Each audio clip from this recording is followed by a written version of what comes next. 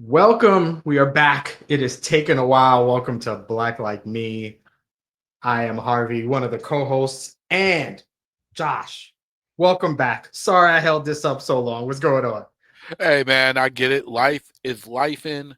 It was lifing for me too. I'm doing okay though, man. I'm excited to be here. I'm excited to talk about this subject, and I'm just excited to have another good, frank conversation about being black in America.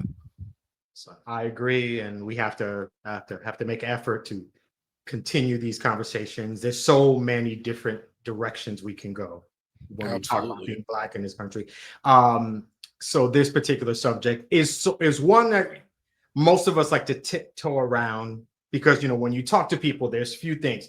Don't talk about religion, don't hmm talk about politics, certain things you don't want to talk about because it's just going to lead to all kinds of chaos. But I think it's pretty impossible to avoid this particular subject as we record on November the 14th. That's the day that we're recording this episode. We are a week or so past the reelection of Donald Trump for president of the United States. I believe he's the 47th president. He was 45th also. We're going to talk about politics and, in particular, being a Black person in politics or as politics relates to us in the United States. So that's what we're going to start with. hmm So like I mentioned, we're recording on the 14th. The 5th was election day, and Donald Trump, to me, overwhelmingly won that election. He took Kamala Harris down and defeated her. And I have to say, for me, I wasn't surprised. I was disappointed, just like I was disappointed in 2016, but I wasn't surprised with what happened. So let's start there. What were your feelings on that particular night or the day once it was apparent to you we knew who the winner was? I agree. I wasn't surprised. I was. I won't say I wasn't surprised. I wasn't shocked. It didn't take me aback. I was a little surprised that he won the way he did. Because leading up to it, it definitely felt like, okay, we got a chance. We got a battle. It's going to be tight. I still suspected he would win. And honestly, leading up to the election, there were several things that happened. LA Times, the New York Post both decided not to make endorsements. Joe Rogan, even though he's been a um, strongly critical of Donald Trump, had him on his podcast and endorsed him. And I was just like, it seems like a lot of people are making sure their bread's buttered in the right way. I'm like, so there is some stuff behind the scenes that makes me wonder if he might just run away with this. So when the results started coming in, I was shocked, but right away I was just like, well, I'm not shocked. I'm surprised, but I'm not shocked.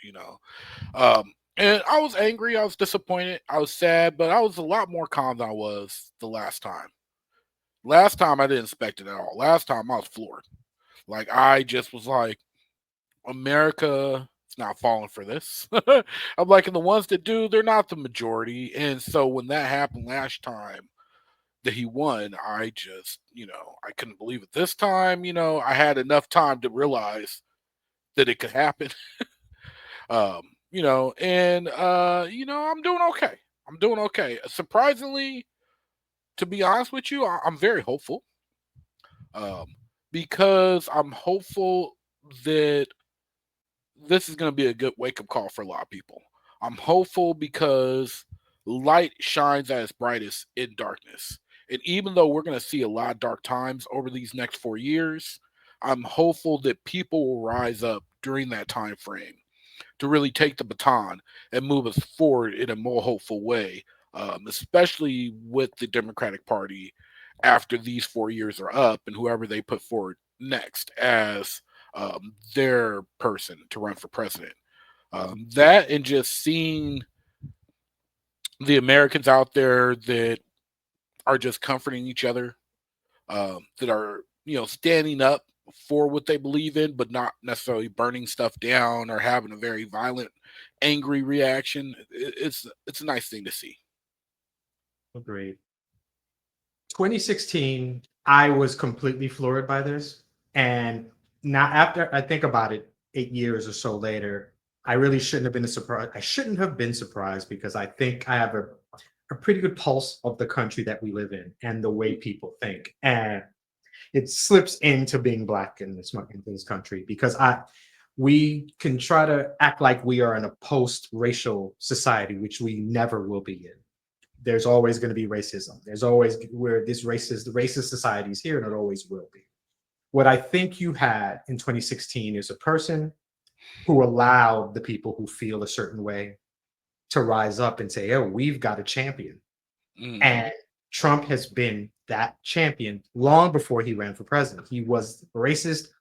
If you're a New Yorker, I grew up in New York, we Mhm. know what the guy is. So for the lot, maybe Check for the out that people who, whole newspaper ad. yeah, we know all about it. It's even before the stuff. Even before that, he's been a racist for his life in terms of business, in terms of real estate. If you don't know, look him up. It's not hard to find. That's probably what's striking about Trump winning is that what he's done isn't hidden. What he's done isn't in question. It is easily accessible. You can find it. What we get is that people just don't care. Mm. Either you don't care or you're okay with it, which in essence is the same thing. So 2016, I'm like, I could not believe all these people that are voting for him. What I think we have now, what makes it even scarier is in 2016, he lost because he won because of the electoral college. He Mhm. won because where his votes came from. In this case, he won the popular vote also. So not only did the electoral college help him, he got more votes than his competitor, which is crazy. So what's apparent to is a few things. People don't have a problem with the racism, the sexism, and stuff, but even more people do now, which is crazy. And it says a lot that I don't know if this country is really ready for a woman to be president. Like he's Yeah. beat a woman twice, which is ironic because of the way he's treated women in his personal life, his Mm. wives, the cheating, the sexual abuse stuff that is known that he's done, and yet women still vote for him. All that stuff is crazy. But that's just talking about him as as the next president, obviously in 2025 when it's official. But let's talk about being black in this country, and let's talk specifically about politics. When you think about being a black man and how you were seen in political circles, how do you think you were seen by? It doesn't matter whether it's a party or the government or whatever. What's your first thoughts when you think about how you seen, how you perceived? Oh man. So when I was introduced into politics, when I got old enough to really start paying attention, as a black man, it was made very apparent to me by society, in TV, media, in my family, that you're black, you're a Democrat.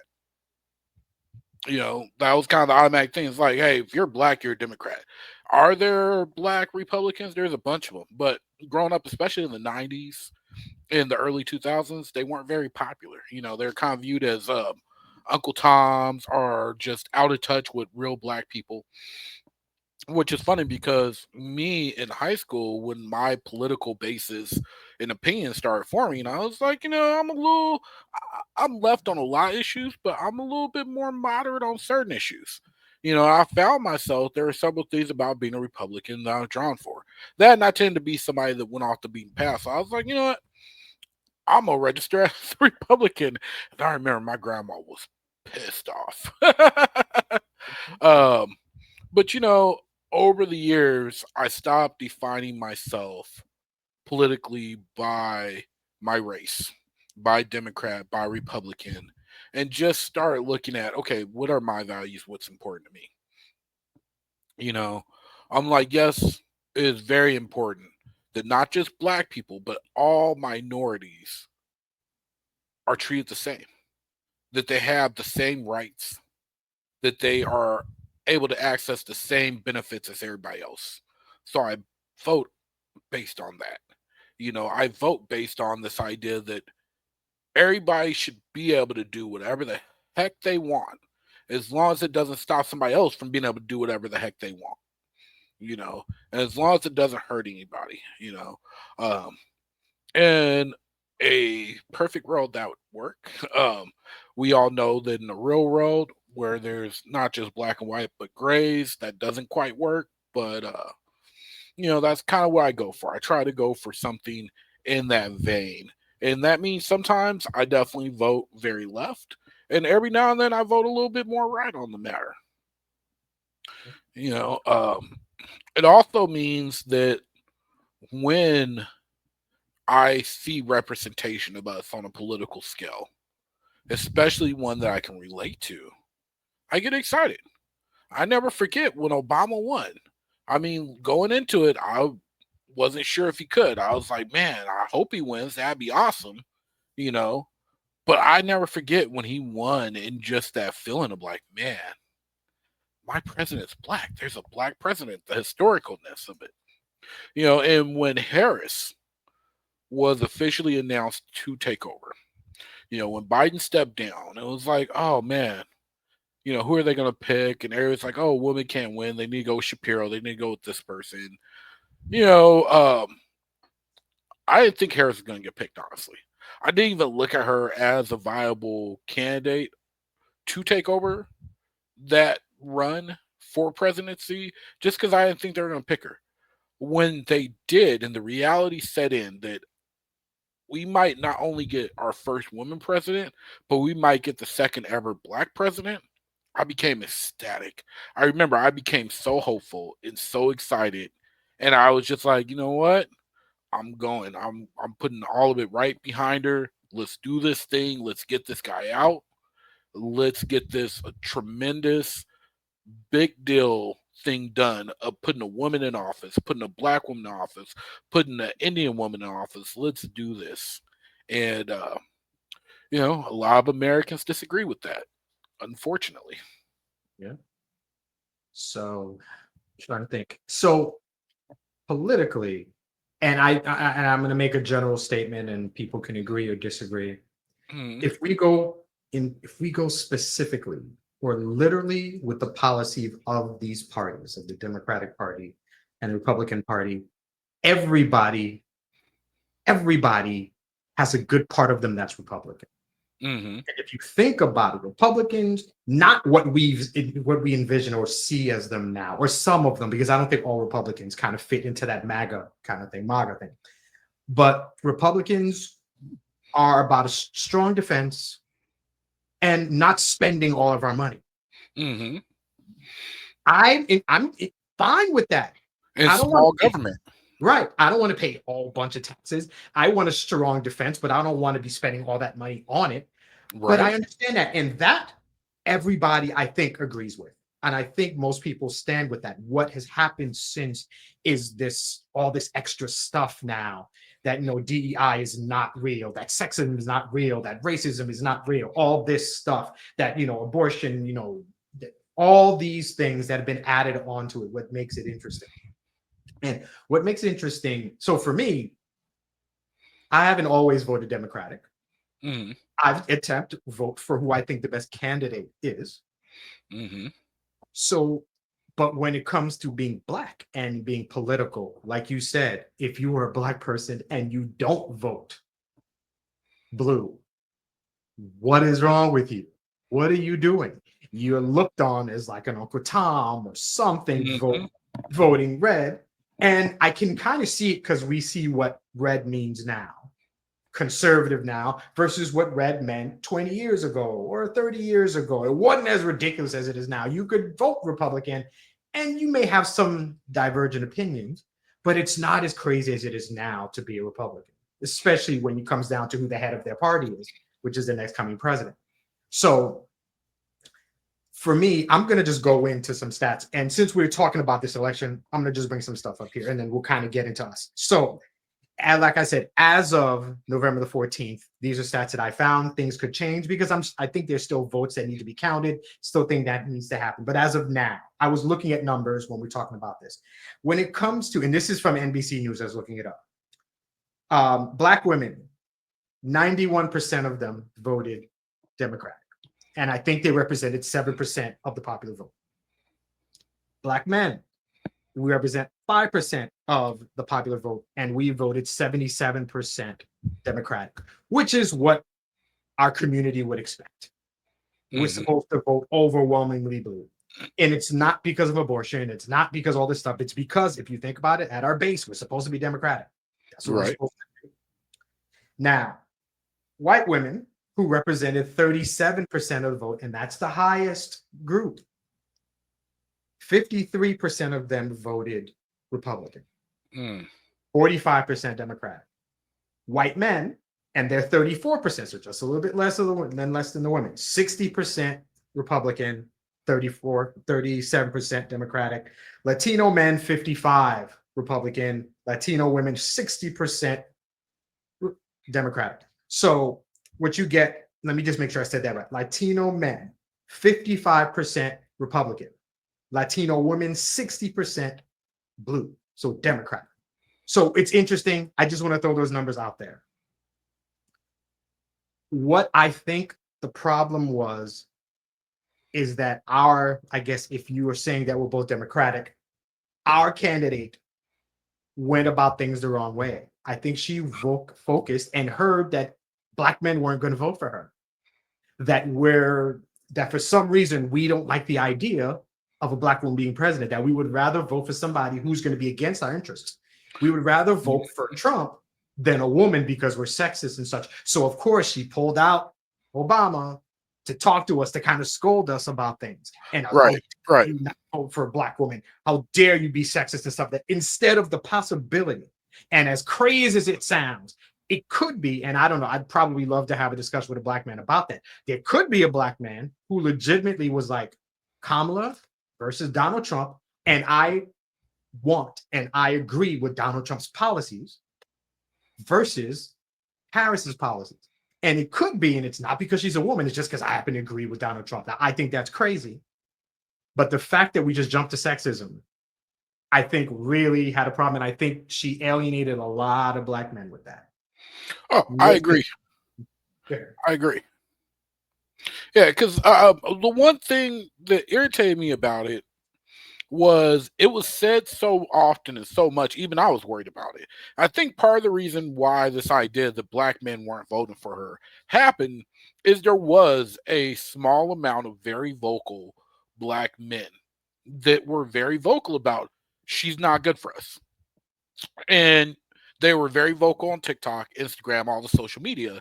And they're men that had big following, a lot of rappers, a lot of TikTok celebrities, basically people that kind of envision themselves as self-made businessmen and millionaires and billionaires, or at least want to be billionaires, you know.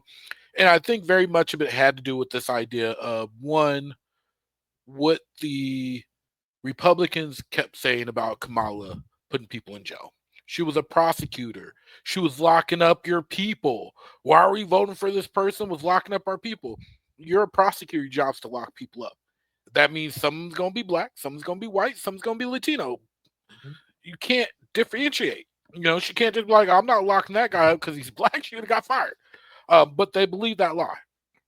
You know, and then the rest were, hey, Trump's a good businessman. She's going to raise taxes. You're not in the 1%, but you think somehow her tax raises are going to affect you. And I think because that kept being said on such a large scale, there was this effect where it was like, hey, we got to get these Black men on point. And like you said, they brought out Obama. And I think you're right. I think it jaded. I know I was upset.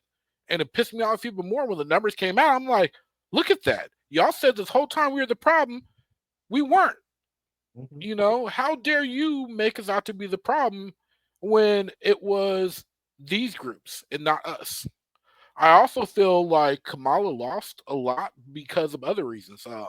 I feel like one of those big reasons she lost is because she didn't go on a campaign to vote for me because I'm the better candidate. She went on a campaign to vote for me instead of Trump.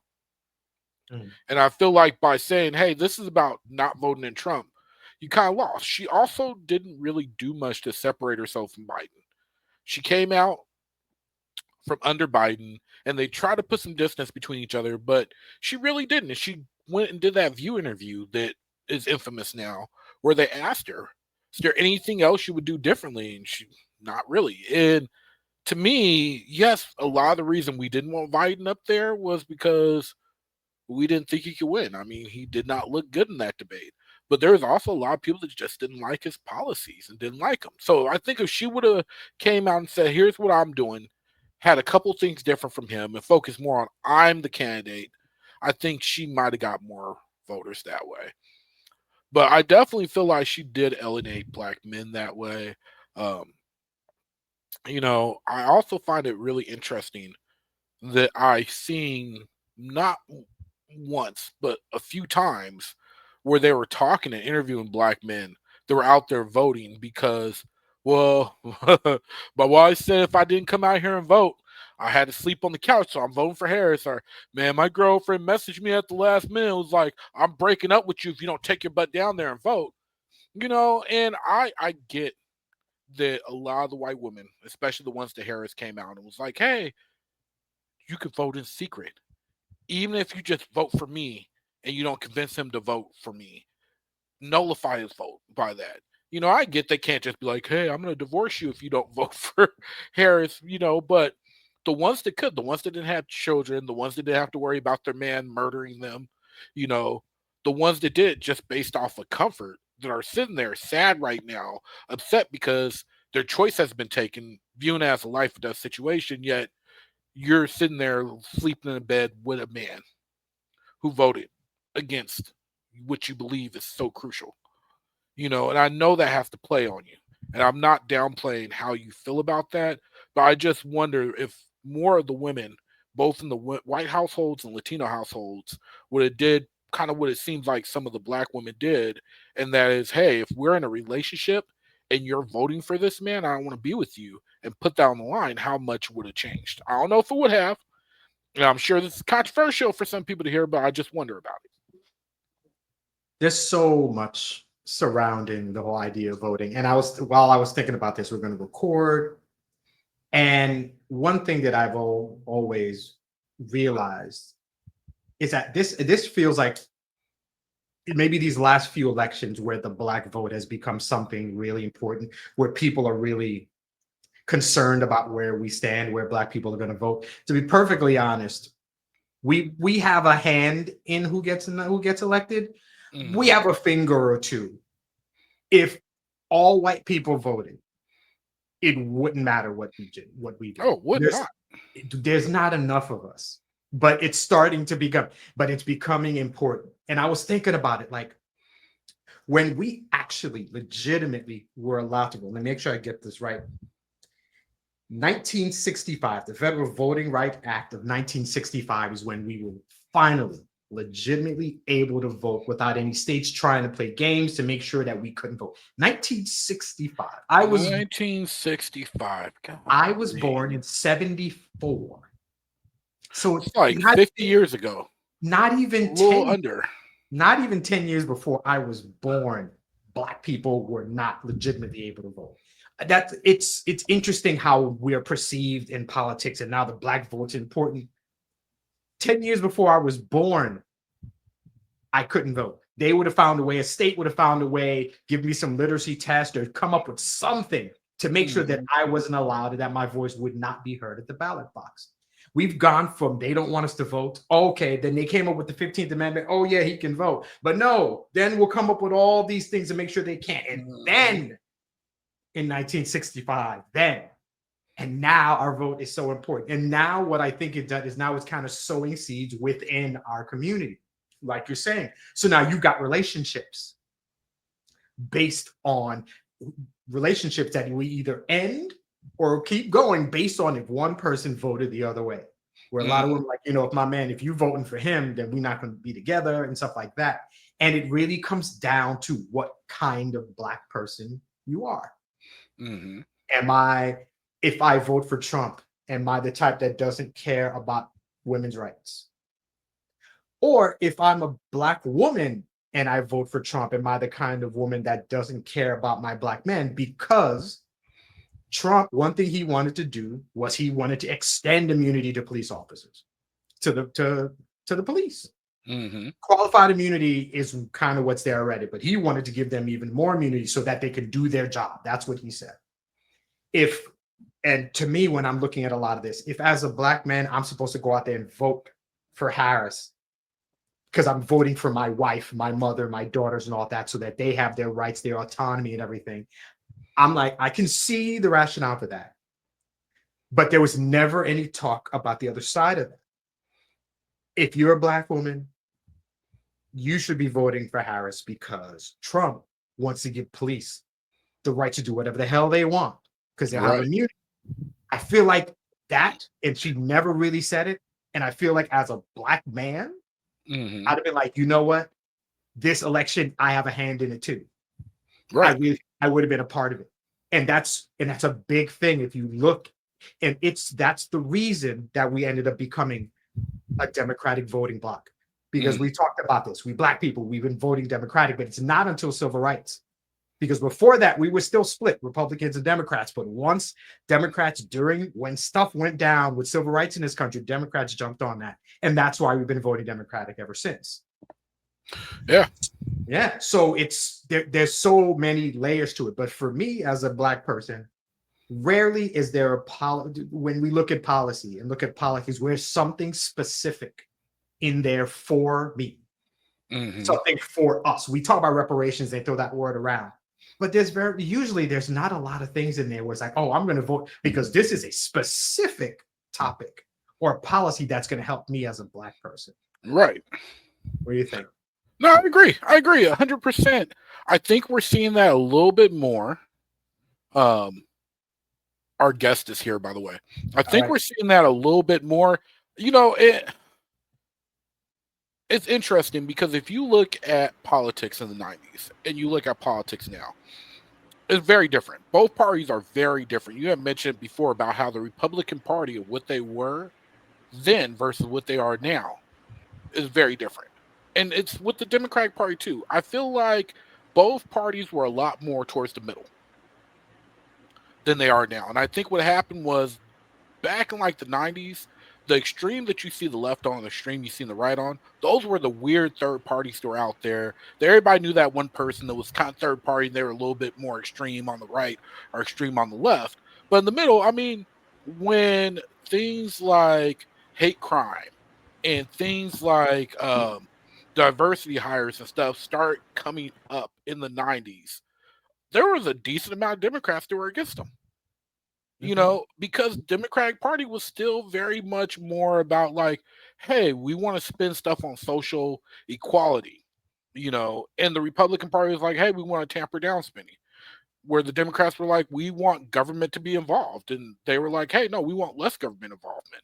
And now I feel like what's happening is we've seen this extremism where it's very much become about the rights of the people. And the Democratic Party is the party that cares and wants everybody, regardless of sex, gender, creed, whatever, to have these rights. And then you have this other party that's like, no, it's not that we don't care about these people, but we have to have America be a certain way. And that's under fire, and it shouldn't be under fire. And, it's brought on this extremism. And because of that, the Democratic Party, more so than ever before, is really courting the minority vote and the black vote included, and being like, hey, we're for you. We're going to do these specific things for you. I remember when Obama was in office towards the end of his tenure, and I heard so many black people be like, yeah, he didn't really do anything for us, though. Yep. You're right. We'll pause for a minute to say we have our guest with us. We're supposed to come a little bit earlier, but like all of us, life is life in. We busy. We got bills to pay. We got jobs. So Diandre Robinson, welcome midway into the episode. How you doing, D? I'm doing very well. And God's truth, you paid me what my job paid me. I would have came earlier. But I don't think you can do that. So here I am. All right. What I'm going to do here, is to introduce you into the conversation. I'm going to throw a question at you, D, so we can kind of get you in. So we kind of talked about Donald Trump and how he won, and he won with the Electoral College and the popular vote. And we talked about how black people overwhelmingly voted blue. But we kind of talked about how we, as black people, and obviously it's three black men on this screen here, how we are seen politically. How do you think you were perceived politically from within our community and from outside the community? How do you think as a black man you were perceived? So I'll make sure I get this question right. How do I think the parties see me, or how I see the parties? Well, no, not how you see the party. I mean, we can get to that. Yeah. But how do you think the Democratic Party sees you? How do you think the Republican Party sees you? What do you think when they look at you as a black man? What is your impression of Well, them? honest truth, from this election, the Republican Party don't like me, and the Democratic Party need me. That's how I feel. I'm not big. I despise politics. I really fucking do. Just freaking do. Sorry. See, I try. It's okay. I really do, and I don't trust politicians at all. Even though technically I am one because I'm on councils in Wood Village. I don't trust politicians at all. And however, I don't trust people that the Republican Party known. I was listening to you guys, known for being the conservatives and not liking minorities, and literally from this campaign, you could see that we felt like if you voted right or right wing, you voted for racist, sexism, all the isms you could imagine. Democratic Party, they need me. I mean, because more black people, at least from this. Sorry about some sounds in the background. Nothing I can do about that. But from the Democratic Party, they need us. They need us to, they need us to win. For lack of better words, Democratic Party.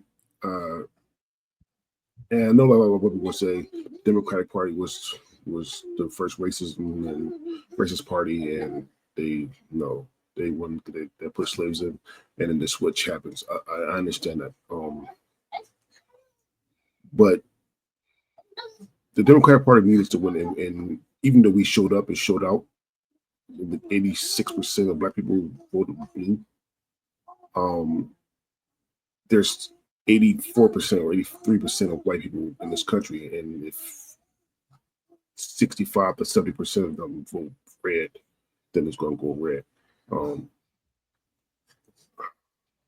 That's my perception on the two parties.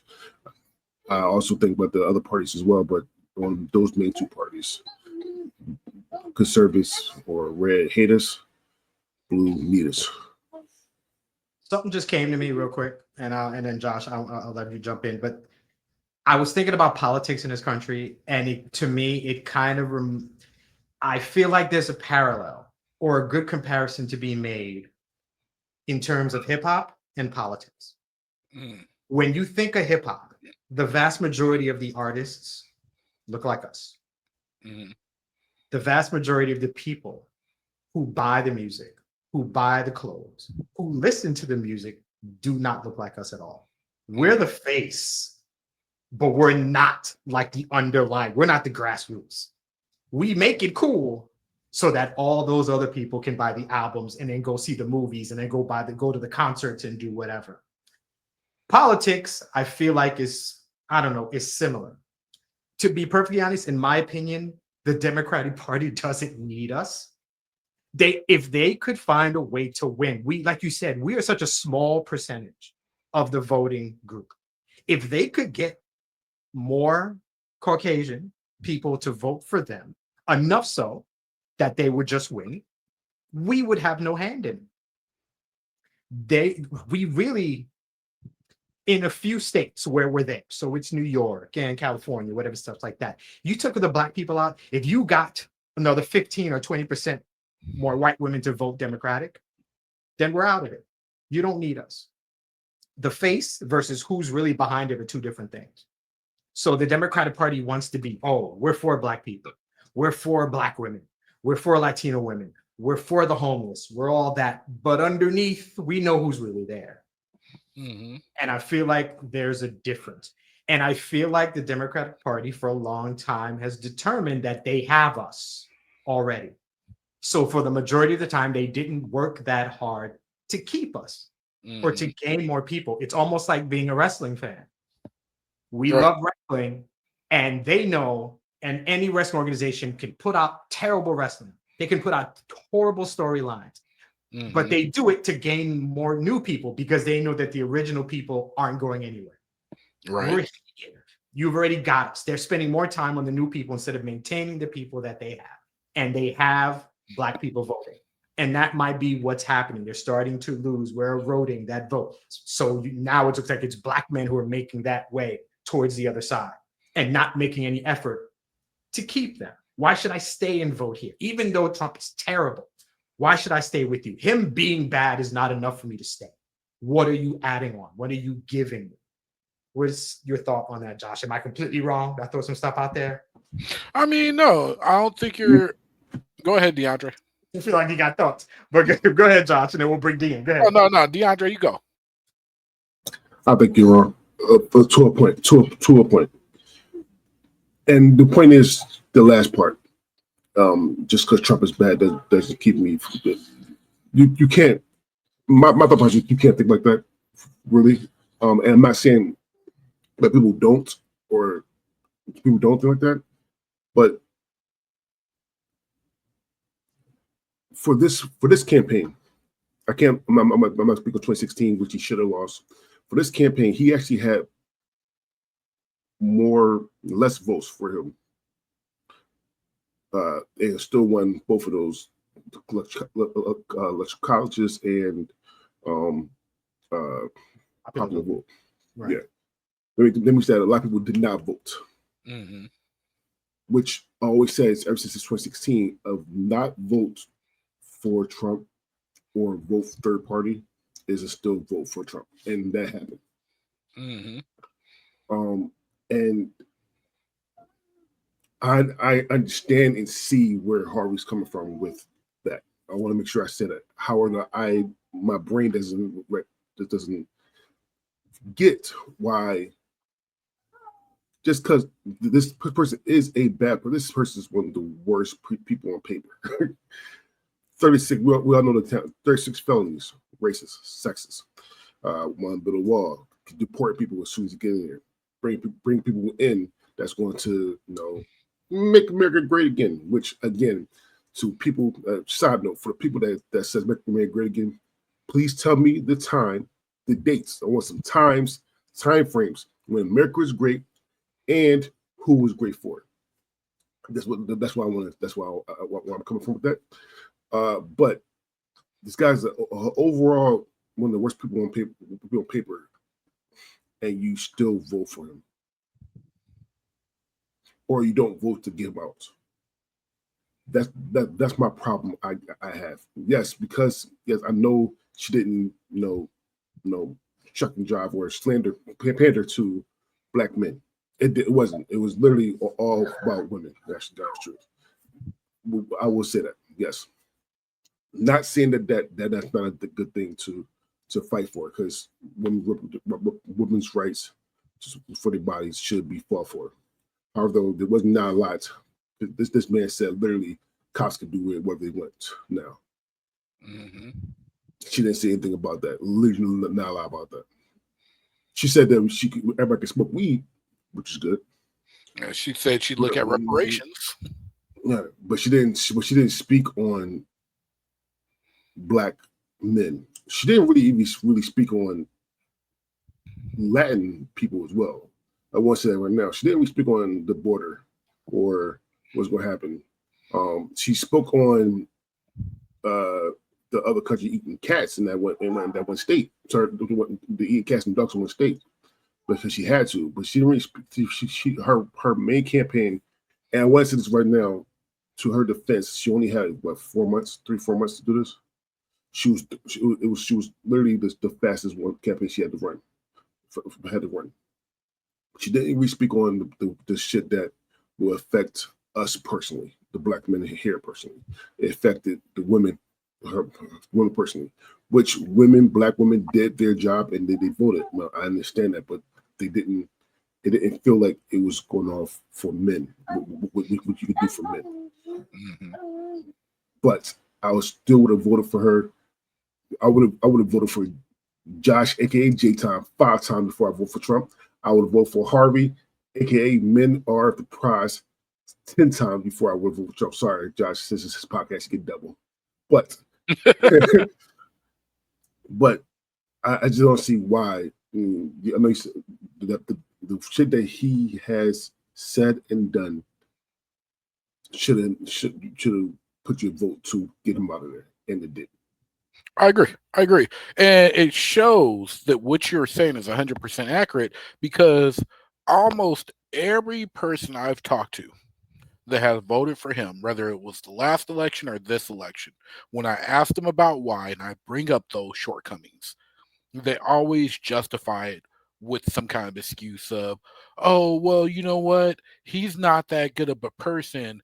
However, we're not voting for him. We're voting against this thing that we think is bad. We're voting against this thing that we think is bad. Oh, he's not that good of a person, but maybe that's what we need because he's different. He's going to fix it. You know, when you have to justify voting for somebody, not because of who they are, but because of all this other stuff, that's a problem. That is a problem. I've said it all this time. His candidacy should have ended with grab her by the. I'm not going to finish that. Y'all know You what I'm can saying. say it. No, he said it. Go ahead. No, when he said grab her by the pussy, that should have been it. That should have been it. If you were a pastor, you're done. Your congregation is putting you out. If you are a teacher, you are fired. If you are a CEO, you are being fired. It's a scandal for every single damn person who would be caught saying that. And yet somehow y'all felt it was okay to vote this man to be the president of the United States of America. Shame on you. Shame on you. Twice. That man was president 2 separate times. My question is, what is he going to fix? Gas prices is high because of him. Inflation is high because of him. So he'll fix his own fucking problem. That's the thing. And his plans to fix shit is going to make shit higher. The main reason why people are voted for him, that voted against her but not for him, quote unquote, that thing, is that because he is going to fix things. Gas is going to be higher. Gas is going to be lower. Eggs is going to be lower. But with all that bullshit that he started in the fucking first place, and his plan that if he goes the tariff plan will make shit higher. So expensive. Yeah. That's the dumbest shit I ever heard in my life. Like, he's going to fix his problems by making it higher. Mm-hmm. I don't know. You look at the politics, and it gets difficult to look at these things and try to understand why people vote the way that they do. And I try to rationalize it because obviously we live in our own experiences. Our lives are a specific way, and we don't know how other people are living. We don't know what they're going through. We also don't know what's important to people. There are a lot of people who are one issue voters. There's a lot of people who are, and their issue can be, it's abortion. For or against. That's it. And everything else is in the periphery. But where do you stand on this? Other ones, all I vote for is who's going to be best for the economy. I don't care about the rest of the stuff. Yes, he's racist. Yes, he's a sexist. But is it going to cost me less to get a gallon of milk for you or not you? And that's what people kind of determine. Mm-hmm. I think when it comes to what I want to jump on in terms of Black in politics, I've heard a lot of people say, and I heard one guy say this, and I want to see what you guys think. Trump was allowed to be old, and there was a lot of talk about age, which is the reason Biden eventually was supposed to drop out, because he was too old. Trump is as old as he is. Trump is right up there, and that kind of just fell out. So age was kind of against it. The fact that he's obviously racist, obviously sexist. He was able to be problematic in so many ways. But as a Black person in politics, let's look at Kamala Harris, who is intelligent. She was qualified. There was everything. She's not a perfect person, so there's going to be things you can find. People found little things with her, and that's how they decided not to vote for her. But there were huge issues when it came to Trump that people let go by. What's your thoughts on how absolutely perfect a Black person has to be given to win the vote to be president or a senator or anything? But our counterparts can be flawed in so many ways. We've got to be 10 times better to get half of what they have. What's your thoughts on that when in terms of Black politics? Josh, you start first.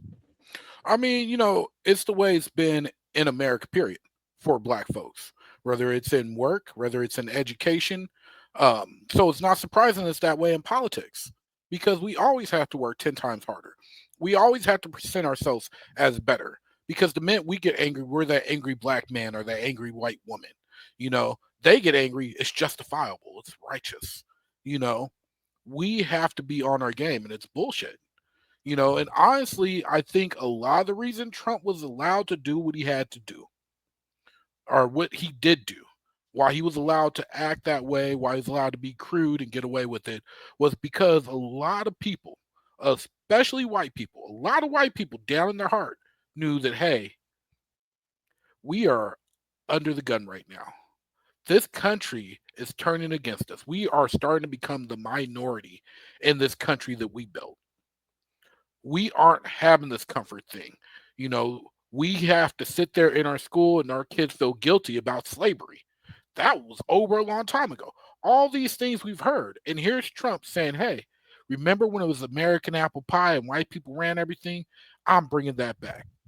I mean, that's what he means when he says make America great again, And so, yes, I think a lot of that was allowed because I think at the end of the day, a lot of these people sitting in their homes, watching them on screen, want to behave that way. They want to be able to be that person that can go up there, say those kind of things, act that kind of way, and get away with it. And they don't want us to do that. And that's why there is a double standard when it comes to it. D, what's your thoughts? Our only Black president was Barack Obama. And he got so much scrutiny, not because of shit he did, because damn near the motherfucker was perfect. Sorry, Dennis, sorry. I'm sorry, buddy. Don't even worry about it. It spills out. Yeah. Damn near he was perfect.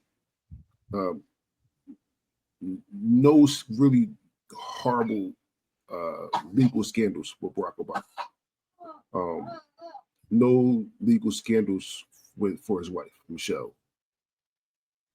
His kids, outside of she couldn't dance, perfect. But Harvey's right. We have to work so much harder in this country to get the same shit that a white person will get. Because the scandals for him was, oh, he didn't wear a blue tie that day, or a red tie that day. Or no, a tan blazer. Look, yeah, it was a tan suit. A tan suit. Like weeks of. Mm-hmm. Oh, he smoked cigarettes when he was younger. The dumbest stuff. Making up stuff about the birth certificate. Mm-hmm. Well, yeah, but they couldn't find. But the thing that he actually did, the dumbest stuff that he actually did. White people would impeach him for. he wear a tan suit. Oh, get him out of here! Get him out of here! Oh, he smoked those cancer sticks when I got white powder in my nose. Oh, get him out of here! Get him out of here! We got to work so much harder in this world to get what we want, to get the same what a white person get as Black men. And I will go on the other side as well, because me having a Black daughter and Harvey having a Black daughter, they have to work double as we do to get what they want. And it's horrible. Kamala Harris, I have a friend out here, David Foster, like a dad to me. Like I should call him my dad. And he's a white man. He's a white man as well. But he took on he took on a role at a place where he knew he could not win. Like he couldn't win. and I and I asked him why he did that.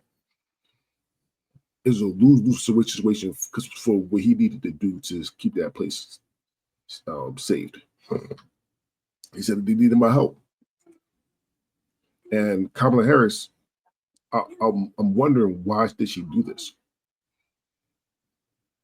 When she first announced she was going to be president, I said this. I said this is a lose-lose. This is a losing situation for not lose-lose, but lose situation for her. Democrats already down in the polls a lot because Joe Biden is too old, quote unquote. But she fought. She gave hope. She gave super hope. She did everything she's supposed to do, almost. Outside of going to not Joe Biden, but the Joe Person's podcast. She did everything she's supposed to do. She gave everybody hope. And that hope wasn't enough. She needed to work harder than Barack Obama. And Barack Obama needed to work harder than every one person, period. So if you need to work harder than Barack, it was a lose-lose situation for you. Good for trying, but he was going to lose. And I'm wondering, I wonder if she already knew that. So yes, it's harder for a black person. And I know people, if what people hear this, they always say that they go give examples, and always go to sports was kind of racist, by the way. But we do gotta work harder than where people get to where we want to go. Yeah, it's politics. Politics is annoying and so multi-layered no matter what. Then when you add race into it, it makes it even more difficult. There's so many things that you have to look into, and who I'm voting for, and is this person going to help me and help my family and help my kids and help my future and things. And it's why a lot of people don't get involved. It's why a lot of people like, why? And to them, a lot of people, oh, I don't even see how politics will help. Why am I even getting into this? And then you have a lot of people who think, oh, you know what? There shouldn't be the people who think that race isn't a part of it. You know, racism is gone and all that stuff isn't around, which is why DEI, you know, all these things, the things that they focus on now, how woke is like a bad word, and all these things that we're dealing with in society, is that when you blur the lines of stuff, when you tell people things like, oh, these people are against you, and all this stuff is just them just making stuff up to make you look like the bad person. And why are we teaching our kids about slavery that happened 200 years ago? And they're trying to tell our kids that they're bad people and all these things. All of that diverts from just what the truth is. And we have a problem with telling the truth. We have a problem with just this is what life is. And if we got more honesty from our politicians, from our people around us, I think it would be better. I think this conversation would never end. There's so many things that we could talk about. And I think Dre hopefully dropped off, so hopefully he'll come back. But I wanted to kind of start making our way towards the end of this. And I have a question for you, Josh. So next year in a few months, Donald Trump will be inaugurated, 47th president. And right now we've got this negative vision of what the next 4 years are going to be like. So as Black people, as Black voters, through the next 4 years when we are through dealing with the Trump administration again, give me an idea of what you think Black people should look for in terms of politics and what we should be looking at when it comes time for us to vote again in the next 4 years. Man, that's a hard one.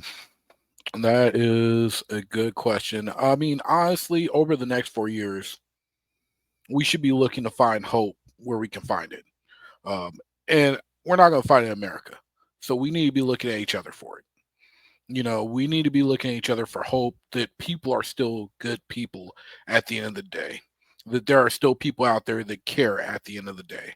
You know, we need to be looking to inspire hope, because our kids are going to be looking at all this stuff going on in our country, and we need to be the ones inspiring them, saying, hey, things can get better. Even if we don't entirely feel that way, we need to push them to have hope because it's their generation who is going to make those changes. They're next. They're inheriting all this. And we're hoping that things will change, that they will move it in the right direction. So I think that's where we're at, is we need to be inspiring hope. We need to be inspiring things by doing positive changes in our lives, trying to positively affect the things that we are involved in, whether it's work, school, family, friends, neighborhoods, and communities. I think that's what's really important. I think in the same way, we need to focus on politics in that way. Trying to find the hope, trying to find the positivity and moving that way. So DeAndre, what I asked, I'm glad you're back. Oh, I heard it. Oh, cool. So what is your idea? What should we be thinking as Black voters? What should we be looking for over the next 4 years as we prepare to vote for the next? Because Trump has been president one already, which means he can't be president after this one. So we're looking for somebody new. What should we be looking for? So I want you to say that, Josh, that was the best, version of I have a dream speech that I've heard on StreamYard. However, I'm about to go Michael X on you real quick though. We had hope twice, actually, 3 times, actually, guys, true. With Clinton, which was Hillary, twice, actually. And with her, the goddamn Kamala Harris. Right. We had hope, big hope, actually. Hope didn't work. We hope and wish something. Sometimes that hope shit don't work. I'm not saying don't. I'm not saying going to be a bad person, but something I tell Emily, because Emily's with my wife. Emily is with the whole hope and stars and the universe will do all this for me, all that kind of good stuff. And I'm a realist. I am a realist. If I see it, then I have to believe it's real. And this country hates us. Okay. This country hates our guts. It does. If you're not, as the late great Paul Mooney would say, if you don't have the complexion for the protection, this country hates us. So what we look for in our politics is the same thing we've been looking for. I mean, it's not. I'm saying that they got to change. I'm saying that the people who's voting has to change. That's the difference. Kamala Harris was the perfect candidate. She was in all 3 branches. She had a good policy put in place for America and on damn near everything. She was as perfect as a candidate that we have now that we could be. And we didn't get it done. The hopeless didn't get it done. So what do we got to do? We got to get a candidate. I don't really care about the color as well. This candidate could be an alien from outer space. Could be green for all I care. But you got to get people to back him. He has to be likable for some fucking reason. We all know that America likes negativity because of who the fuck we got in president, who's going to be president in a month or 2. So it got to be somebody that's real, somebody that's willing to speak their mind. I mean, somebody that will kiss a baby and then say, "Oh, I will kick you out in a heartbeat as well, or I'll defend myself in a heartbeat as well." That's what we need. That's to me. That's what I'm not trying to shit on Josh at all. Again, this is the whole Malcolm and Martin actually didn't mind each other. So, but they had 2 different things, seeing things. With hope, I went with realism. I have to go with realism here because hope screwed us 3 times. as I look at the future in terms of politics, and especially as a Black person, one thing you said I definitely agree with you is we need a candidate, and the color is kind of irrelevant at this point. We need a good candidate, but somebody who reaches everyone. And at this point, it may not be a Black candidate that reaches most of the country. I think, and you have a Black candidate, I think some people, sadly, because of the country you live in, some people see a Black person and they don't trust it because they're a Black person, because they're racist, because they're sexist, whatever. What I would say we need to do is we need to start focusing on the elections that are closer to home. While the president obviously is the head of their party and the figurehead leader of a country, we need to focus on the elections in our state. So the school boards, the mayor, the governor, the aldermen, all that stuff, we need to start putting those people into place, because I think we forget how important that stuff affects us. I happen to be living in a state where there isn't income tax. That don't hurt.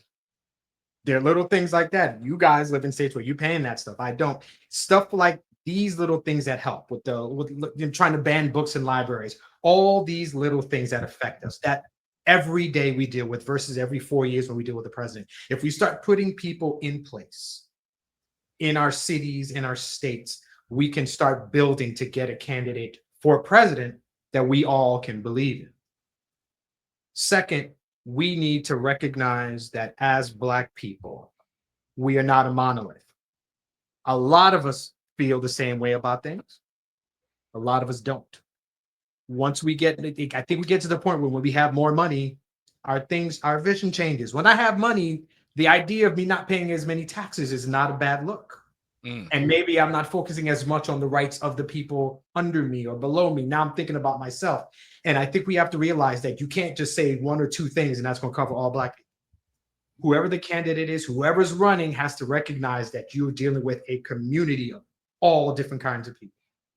And you have to focus on that. And I think that's one of the issues that Kamala had, that she didn't reach all of us. She reached some of us and she spoke to some of us, but spoke to us in an incorrect manner and kind of assumed that she knew us, and she didn't. While Trump knew exactly who he was talking to.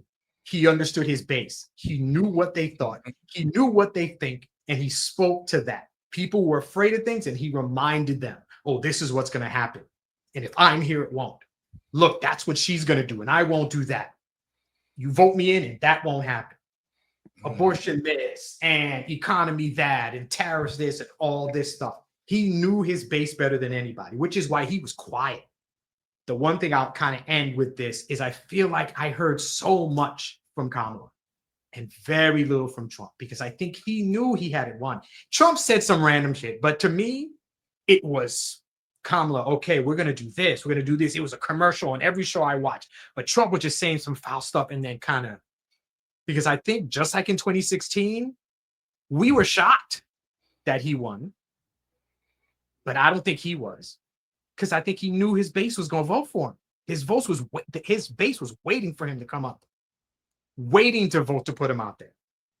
So if I had any suggestion for us, we got to stay strong. We got to vote for who the senators are going to be and keep an eye out. And maybe you have to get involved. Maybe you got to get into politics yourself. If the people that are out there aren't doing what you want, maybe you got to become the person to do the things that you need. So it's going to be a tough next few years. And we got to be ready when we have opportunity to make things better. Hope is nice. Reality is better. We'll see what happens there. And we'll kind of wind down here because this conversation could go on forever. We could talk about this forever. I will end it with, guys, your final thoughts, anything that we may not have touched on in terms of Black politics. And on that, and then we'll kind of introduce ourselves and kind of say our goodbyes. Diandre, starting with you. What are your final thoughts as we kind of wind down on Black politics? Well, sorry I came late, gentlemen. I'm going to say that. But again, work is work. Again, you want to pay me as much as work to pay me every day, I will come on every single time. 1,000% true. All right. Howard, though, as far as politics and being Black and in politics and basically in this country. I will never see eye to eye with people that voted against basic human rights for all. And we didn't even cover LGBTQ and Medicaid and welfare and all that kind of good stuff that's going to be hurt with this as well. We can't take this shit back right now. He's going to be here unless something happens to him. But white people voted for him.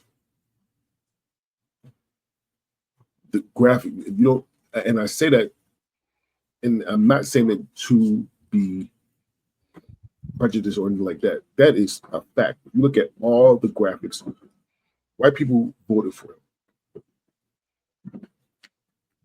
And that's a lot about this country. A lot about this fucking country. That you care more about lowering the price of eggs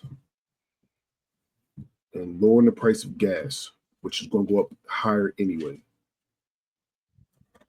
than your black brother, your black sister, your own reproduction rights, LGBTQ,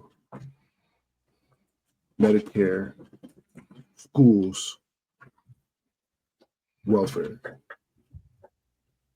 It's going to be a hard 4 years. I hope our next president will be better. Don't matter Republican or Democrat.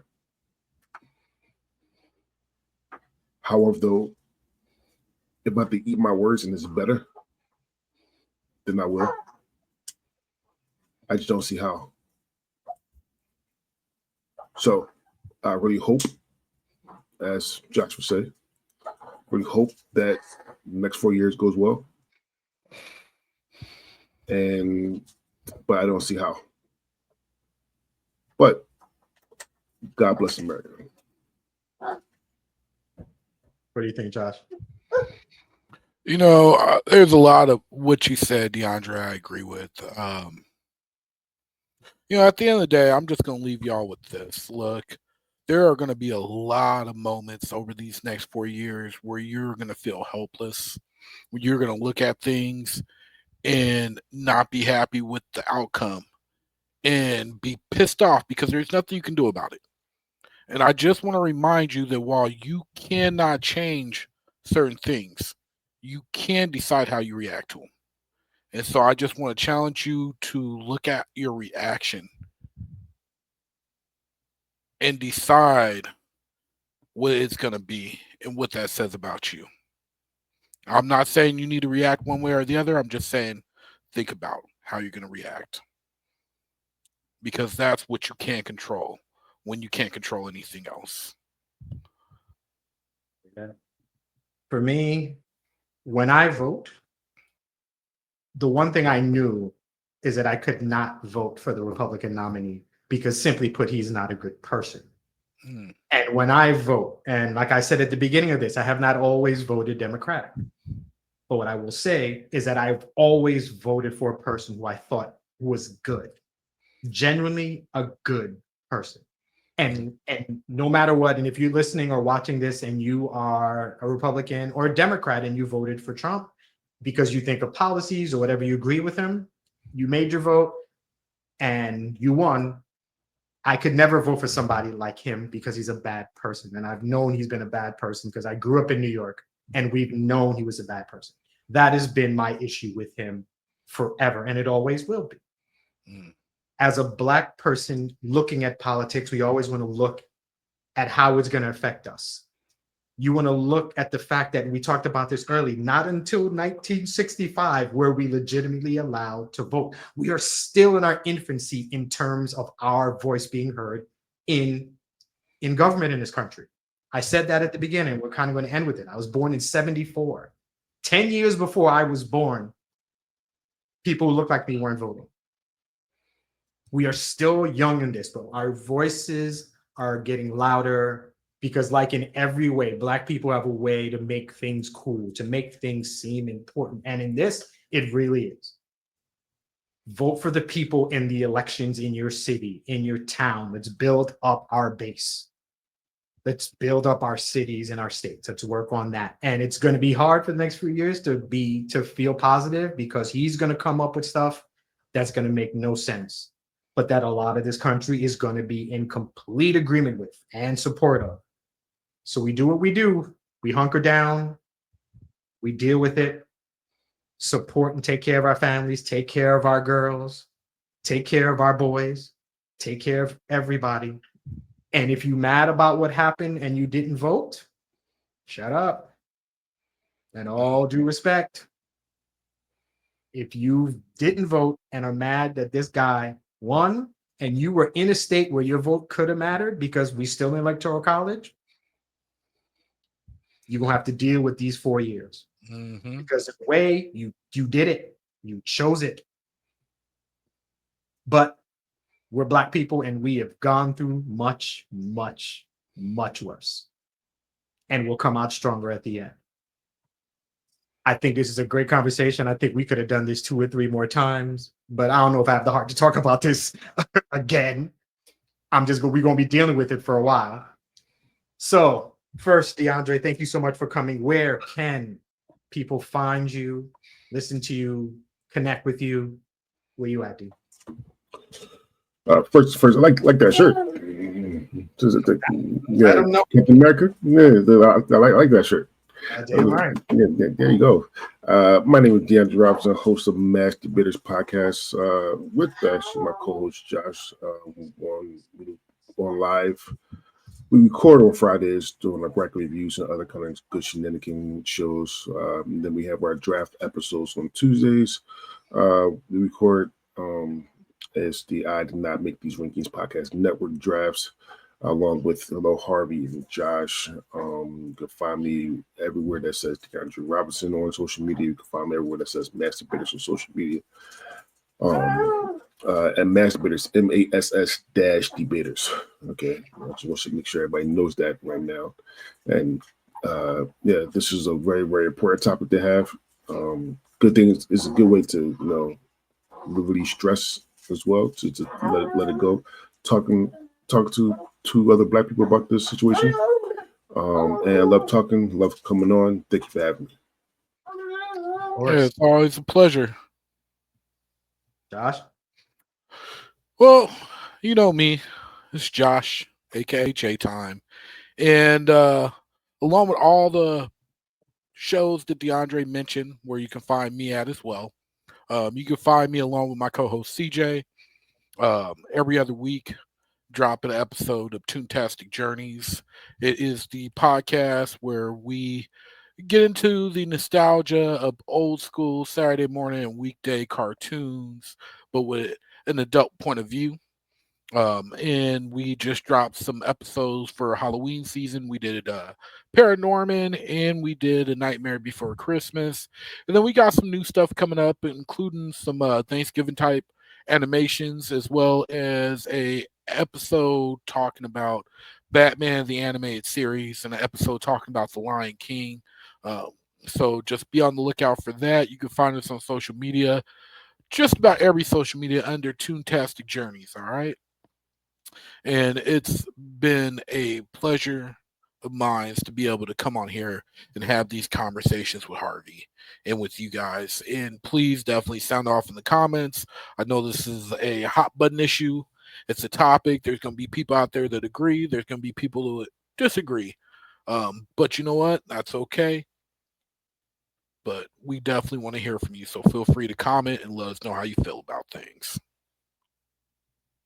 Thank you, Josh. And this was an important topic. And as much as I try to keep this kind of on a level, we still are dealing with this election. And so, we run off on tangents and stuff, and we talk about things, and that's okay. But what I think is important is that what you got is 3 different Black people here with 3 different opinions. And that's very much what the voting electorate is like, the people who will vote. We're not all for the same things. We look the same, but we have different concerns and different issues, and keep that in mind when you vote. My name is Harvey. Of course, I am co-host of Black Like Me, one of the founding members of I Did Not Make These Rankings podcast network with these two gentlemen here, co-host and of Love is Black, the podcast with my hot wife, P.R.I.Z.E. We have so much going on. We have so much to talk about. You can just go to my website, harveylaguerre.com, and you'll find my socials and everything, podcasts and whatever. Stay safe, stay positive, and be as black as you can be. Because no matter what you are black, no matter how you act. And don't let anybody take that away from you. I'm fine to be black like me, and I hope you're black like you. See you soon.